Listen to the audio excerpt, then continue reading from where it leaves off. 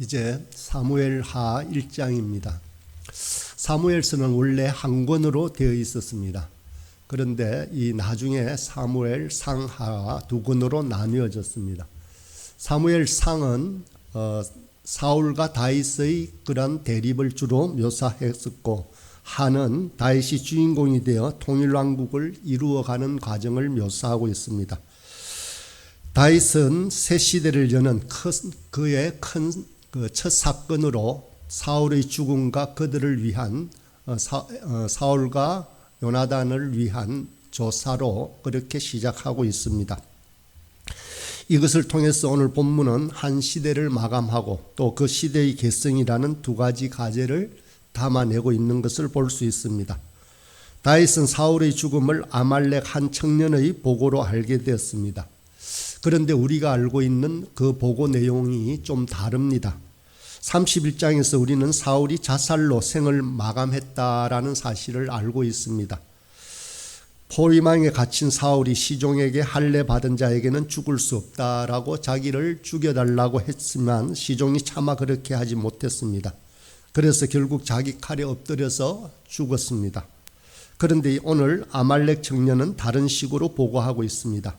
자기가 보니 사울이 죽어가고 있고 고통스러워하며 자기를 죽여달라고 해서 자기가 죽였다라고 합니다. 그리고 그 증거로 사울의 왕관과 팔에 있는 고리를 벗겨왔다라고 말하고 있습니다. 청년의 보고는 거짓일 가능성이 높습니다. 아마도 다윗의 정적이었던 사울임을 알고 다윗에게 자기 공을 내세우기 위해서 거짓으로 말하고 있음을 알 수 있습니다. 그런데 다윗은 이 정적인 사울을 죽인 청년을 칭찬했을까요? 오랜 적이 사라졌다고 다윗이 매우 기뻐했을까요? 그러지 않습니다. 다윗은 크게 슬퍼하였고 이러한 악을 행한 청년을 용서하지 않고 있음을 우리는 알 수 있습니다. 다윗은 왜 이렇게 했을까요? 다윗은 무엇보다도 이스라엘 민족을 생각했습니다. 다윗은 사울을 정적이 아니라 이보다 큰 이스라엘을 지켰던 그러한 왕의 죽음으로 받아들이고 있습니다. 다윗의 슬픈 노래는 이스라엘을 지키던 용사들의 죽음에 대한 애도였습니다. 이것을 보면 바로 다윗의 이러한 대인배적인 성품을 알 수가 있습니다. 자기 눈앞에 있는 이익만 추구하는 자가 아니었습니다. 나라와 민족을 위해 더 큰 것을 보는 다윗의 시각을 알 수가 있습니다. 다윗은 또한 하나님의 뜻과 선택을 중요하게 생각했습니다. 하나님이 자신의 계획 가운데 세운 왕으로 받아들인 것입니다. 인간이 이것을 저지할 수는 결코 없다라고 생각했습니다.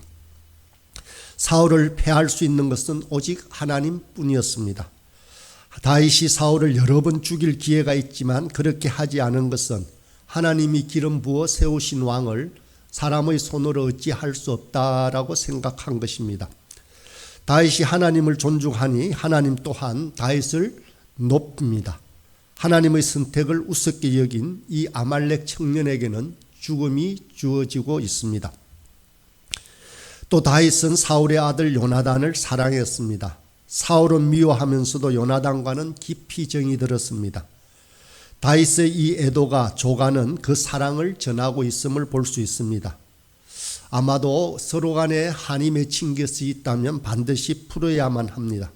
그래서 서로에게 한이 남아있지 않도록 하는 것이 다윗의 그러한 처신이라고 볼 수 있습니다. 17절 이하는 사울과 요나단의 죽음을 슬퍼하는 다윗의 애도의 노래라고 할 수 있습니다. 제목으로 활의 노래라고 하는 이름이 붙여졌습니다. 그 내용은 전적으로 사울과 요나단의 죽음을 애도하는 내용으로 되어 있습니다. 19절에 보면 오호라 두 용사가 엎드려졌도다 라고 하며 이러한 탄식은 계속 이후에도 되고 있습니다. 사울의 단점이나 잘못을 지적하는 내용은 하나도 없습니다. 두 용사의 죽음을 적이 알지 못하도록 합니다. 그 죽음을 기뻐할까 보아서입니다. 두 용사가 피를 흘렸던 갈보아 산은 그 대가로 더 이상 이슬과 비를 내리지 않고 밭에 소출이 없도록 저주하고 있음도 알 수 있습니다. 이것이 바로 다윗의 슬픔의 표현이었습니다. 그런데 실제로 이러한 전설이 이어져서 그 지방에는 그렇다라고 하고 있습니다. 그만큼 위대한 한 인물의 죽음은 그냥 사라지지 않고 영향을 미친다라는 것을 알 수 있습니다. 사울의 죽음에 대한 다윗의 애도가 슬픔에 빠진 이스라엘 백성이나 베냐민 지파의 아픔을 달래고 있습니다. 이 애도는 통합된 이스라엘을 만드는 결정적인 요소가 되기도 합니다. 그래서 우리는 하나이고 당신의 죽음을 나는 매우 슬퍼한다 라고 이러한 표현하는 이 애도사는 바울이 장차 이스라엘을 다스리는 데 있어서 온 지파들이 하나 되게 하는 한 가족 한 공동체로 만들었습니다. 원수 관계였는데 장례식 하나를 잘 치르니 하나가 되고 영원한 나라가 되는 것을 우리는 볼 수 있습니다. 우리도 지금도 그렇습니다. 사실 조문의 자리는 아주 좋은 그 회심의 자리이기도 하고 전도의 자리이기도 합니다. 그런 것처럼 다윗은 그 기회를 잘 활용하고 있는 것을 볼 수 있습니다. 다윗은 사울의 단점을 지적하지 않습니다. 오히려 아름다웠다고 찬양합니다. 23절의 말씀을 다시 보겠습니다. 사울과 요나단이 생전에 사랑스럽고 아름다운 자이르니 죽을 때에도 서로 떠나지 아니하였도다. 두 사람의 용맹함을 찬양하고 있습니다. 22절에서도 죽은 자의 피에서 용사의 기름에서 요나단의 활이 뒤로 물러가지 아니하였으며 사울의 칼이 헛되이 돌아오지 아니하였도다 라고 말합니다. 그들은 용장이었다고 표현하고 있습니다. 다윗은 사울의 용맹함을 찬양하지만 그러나 우리가 이미 살펴본 바대로 사울의 그러한 행적은 반드시 그렇다라고만 기록되어 있지 않았습니다. 그래서 성경에는 사울의 실패를 지적하고 있습니다. 40년이라는 오랜 세월 왕자의 자리에 있으면서 이스라엘을 지켰는데 사울의 평가는 참으로 허무하다는 생각이 들 정도로 우리에게 그렇게 각인이 되어 있습니다. 이렇게 사울이 실패하게 되어진 대표적인 두 가지 사건이 있습니다. 그 하나는 사무엘상 13장에서 우리가 살펴본 바대로 블레셋과 싸울 때에 사무엘이 미처 오지 않았습니다. 다급해진 사울이 제사장을 대신해서 번제 드리는 사건입니다. 이 때문에 사울은 사무엘에게 심한 책망을 들어야만 했습니다. 그런데 또 한편으로 생각해 보면 다윗 또한 그러한 일이 있습니다. 사무엘상 30장에서 아말렉과 싸우러 갈 때 다윗은 자신이 제사장인 것처럼 행세를 했습니다. 그래서 에봇을 내게로 가져와라. 아비아달이 에봇을 다윗에게 가져온다라고 했습니다. 다윗은 제사장이 아님에도 제사장의 옷인 에봇을 입고 하나님의 뜻을 묻는 장면도 나옵니다. 이처럼 동일하게 보이는 행위가 사울에게는 중재가 되었고 다윗에게는 죄가 되지 않았습니다. 그래서 이러한 사울과 다윗의 측면에서도 다시 한번 생각해 볼 수 있었습니다.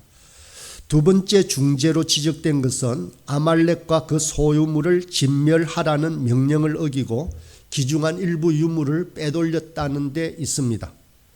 그런데 다윗에게도 그러한 일이 있었습니다. 30장 사무엘상 30장에서 아말렉을 치면서 그들의 소유를 진멸하지 않고 전리품으로 다 소유하고 유다 지파까지 나누기도 하였습니다. 아말렉에게 행한 동일한 내용 행동에 대해서 하나는 죄가 되고 하나는 칭송을 받았습니다. 무엇이 맞고 무엇이 틀렸겠습니까? 이렇게 사울과 다윗을 비교하고 있는데 문제는 하나하나의 죄가 아니고 사울 인생의 전반적인 태도 때문입니다. 핵심은 사울이 전적으로 하나님을 의지하지 않았고 그때그때의 말씀에 순종하지 않았다라는 것입니다.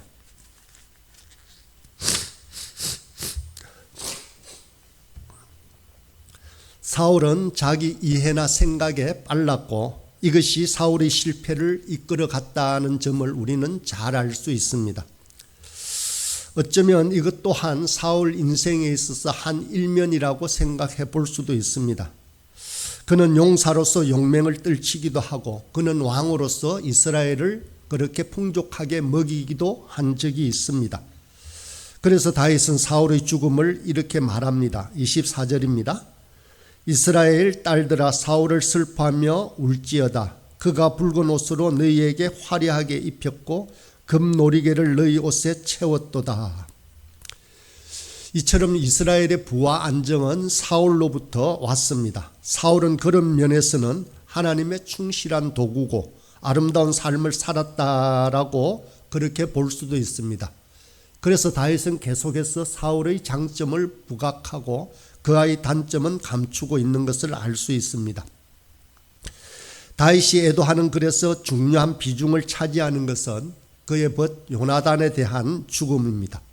다윗은 정말 이것을 매우 슬퍼하고 있음을 말씀을 통해서 알 수 있습니다. 26절에 내 형 요나단이여 내가 그대를 애통함은 그대는 내게 심히 아름다움이라.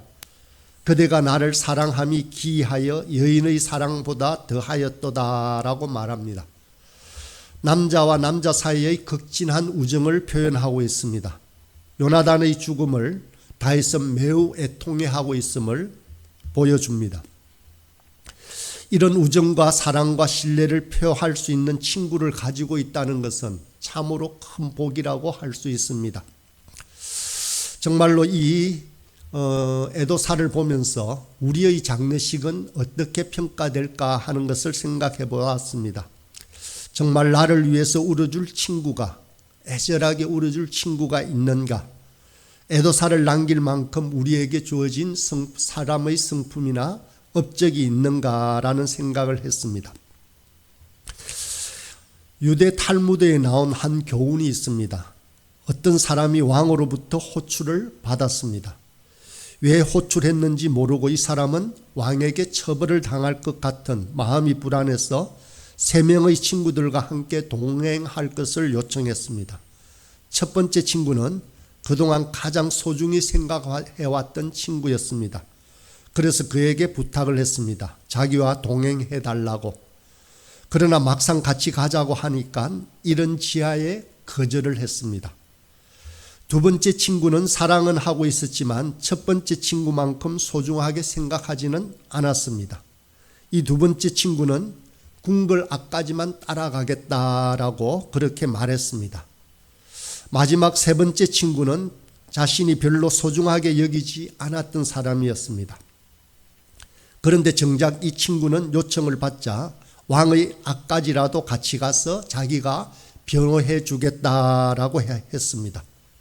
탈무드에 나오는 이 첫 번째 친구는 재산, 재물을 말하고 두 번째 친구는 가족 친지를 말하고 세 번째 친구는 선행이라고 결론을 짓고 있습니다. 왕의 호출은 죽음을 상징하는 이야기입니다. 죽음의 소식을 듣자 제사는 즉시 떠나갑니다. 그리고 가족 친지는 장례식장까지만 동행할 수 있습니다. 하나님 앞까지 영원히 남는 것은 자신이 베푼 선행뿐이다라는 이야기를 예화로 들고 있습니다. 어쩌면 우리가 베풀 수 있는 사랑은 행동으로 표현되어지는 것은 바로 선행입니다. 한 사람의 벗이 되는 것은 상대방의 마음의 짐을 들어주는 선행입니다. 재물이나 시간과 봉사로 이웃을 돕는 선행은 말 그대로 참으로 착한 행동이다 할 수 있습니다. 선행을 많이 행한 자의 장례식에는 울어줄 사람이 많을 것입니다. 그를 향한 애도사도 풍성할 것입니다. 우리 인생은 어쩌면 이 애도의 한 문장을 만들기 위해서 달려가고 있는지도 모릅니다. 하나님은 우리 모두에게 활을 주셨습니다. 이 활이 꺾이지 않고 이 활로 멀리 정확히 쏘아보낼 수 있는 그런 인생을 살아가라고 하는 것이 오늘 본문이 주는 교훈이라고 할 수 있습니다. 그래서 저와 여러분은 장례식 날에는 칭송받는 영원한 용사의 활로 남기를 간절히 소망합니다.